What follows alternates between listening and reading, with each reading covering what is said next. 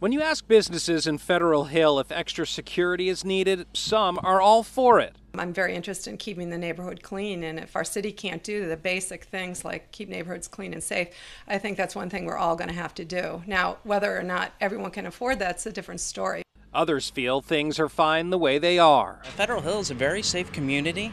There's a crime issue in Baltimore, but it's not necessarily in this community. I think it's a bigger problem that the city itself needs to address.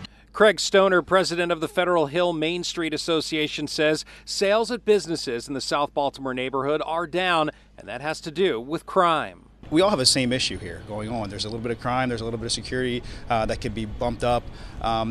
Starting back as far back as October when we had some incidents here in the neighborhoods. The association wants to hire unarmed private security similar to the Waterfront Partnership. The cost is estimated to be around $300,000, paid for either by grants, businesses, and/or residents. We got to change the perception of what's going on here. I mean, the perception everywhere is people aren't willing to come out and visit our neighborhoods and visit our establishments here. So we need to kind of reverse the trend a little bit. Well, I have private security in my own business.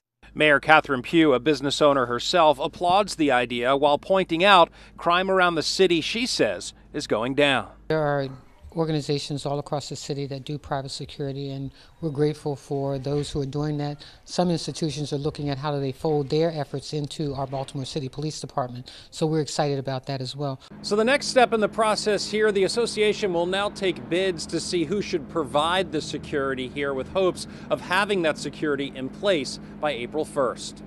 In Federal Hill, I'm Lowell Melser, WBAL TV 11 News.